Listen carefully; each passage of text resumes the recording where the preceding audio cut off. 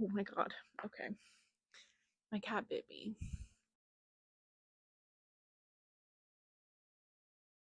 Hi. Why? Why would I do it like that? Hi, and welcome to day 2 of Amy telling history stories on the internet until Sean has time to record a podcast with her. Today we are talking about the second part of the story of Samuel Whalen. And in the first part, we covered his early life working on the railroad, and then the story of how he may or may not have fathered a daughter in his early 20s out of wedlock. And you can check out part 1 on the other, like go to the channel where you found this, but then the first one. So in this next part, we're going to talk about Samuel's life as a married man, and then eventually how he was murdered. In 1889, there was another story about a mishap on the railroad, and what happened is a coupling broke and it flew through the air and it chunked Samuel right in the side and it busted his rib, and he was taken home for the rest of the day. It doesn't seem like it left any sort of lasting damage, similar to his foot being cut off, right? He chilled, he did his thing, but just wanted to emphasize that rail yards were a very dangerous place. Many of my ancestors were killed by trains. In 1896, I meant to casually mention it before this, and then I didn't do that. So he married a woman named Margaret Grady.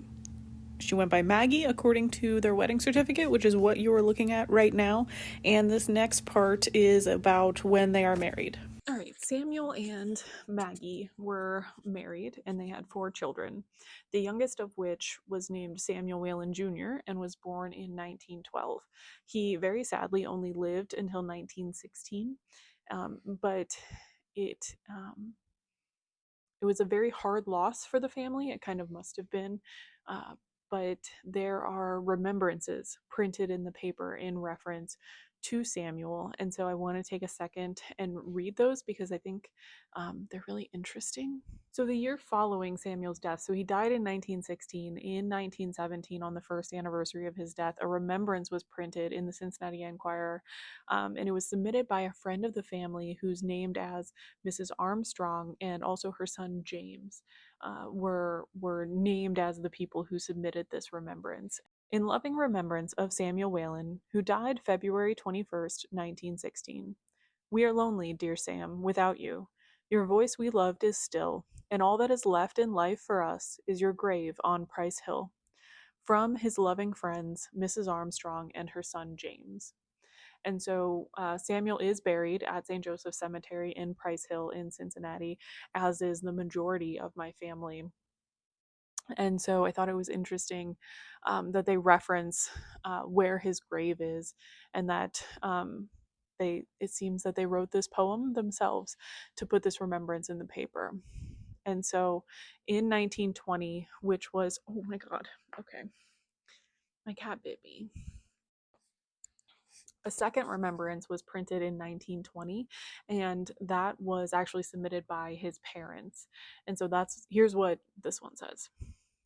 In memory of Samuel Whalen Jr., who died February 21st, 1916, oft and oft our thoughts do wander to a grave not far away, where we laid our dearest Sammy just 4 years ago today, sadly missed by his mother and daddy, sisters, and brother. And so this loss obviously hit the family very hard. And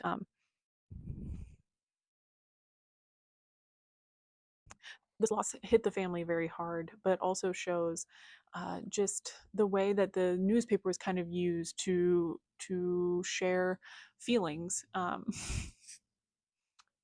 was saying a serious thing, and then instead there was a cat butt. We can't control a cat butt. So that takes us to 1925 is the next time Samuel Sr. is seen in the newspaper. Oh my gosh, they're so excited now. So on January 10th of 1925, Samuel was found on the sidewalk about a block away from his own house, and he was lying lying there unconscious, and he was found by a neighbor who called the police, and Samuel was taken to the general hospital where he lived for only about an hour and he never regained consciousness. And so the police were not able to question him at all about what might have happened to him. And so the family story was that he had visited his boss's office, and when he left there, he was walking home. Some he was confronted by people who thought he had just been paid, and that's why he was in the boss's office. And so they beat him in hopes of getting his money. He resisted. He ended up getting hit on the head, and he didn't actually have any money on him. That's not why he was in his boss's office that day. He'd been paid the day before, and all of his money was at home. And so the family story was that he was robbed and that all he had on him was a nickel in his pocket. And the newspaper articles really kind of hold up to this description. So he was found, he was taken to the hospital. It's noted that his wife Maggie said he didn't have any money on his person at the time, that he had been paid the day before, and that all of his money was at home. He routinely took a nightly walk around their neighborhood, and it was not clear to the police if this was a targeted attack where like an enemy of his wanted to kill him, if it was a robbery where they just weren't able, it went wrong and they weren't able to get anything from him, or if it was a case of mistaken identity where they injured the wrong man. Samuel's actual cause of death was a fractured skull. There was a lead pipe found near his body, which is presumed to have been the murder weapon. That was the only clue that was found, although there is a reference in one of the articles to a hat being found on the sidewalk near him that did not belong to him, but there was no name in the hat or anything that would indicate who owned it. And so there were very few clues to go on. There were no witnesses. And this was back before, you really had evidence if you didn't have witnesses. 2 days after the murder, it was reported that there was going to be an arrest, that two men were expected to be arrested and charged. But as far as I can tell, that never did happen, and they didn't name who they thought these suspects actually were. And so it's somewhat lost to time who these suspects might have been, or whether or not they really did commit this crime, because it must have been determined that they did not have enough evidence to actually charge them. So the last reference to Samuel was about a week after he was killed. There was a newspaper article about a night watchman, which Samuel at the time, he still worked for the rail yard, but it was as a night watchman. And so he was kind of a guard at night in the rail yard.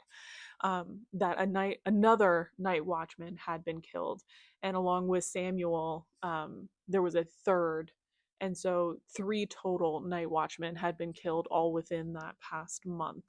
And the newspaper article doesn't really suggest that the killings are related in any way. It just says, hey, isn't it interesting that 3 people all in the same profession were all murdered within a month of each other? And so I am curious to dig a little bit more into that and to see if either of the other murders were solved, or if there is any sort of suggestion that maybe there was a connection. So maybe in a future history post, we'll see a little bit more about that. Um, but maybe, I don't know, if Sean starts making a podcast with me sooner, I might stop doing this altogether. So we shall see. But that is a story of Samuel. Um, he lived from 1860 to 1925, and he is buried at St. Joseph's Cemetery in Price Hill near his son. His wife is now buried there as well, and I don't know. That's the end of it, right? So the question of how my ancestor died was violently, and that's very sad. But maybe we'll be able to learn a little bit more about it if we keep digging. So if you want to learn a little bit more about how your ancestors lived and or died, you could reach out to me on my blog. You can also see other stories that I've written and posted there. And you can check out Stand Up History the third Wednesday of every month at Muse Cafe. Still don't know how to end these. Okay, bye.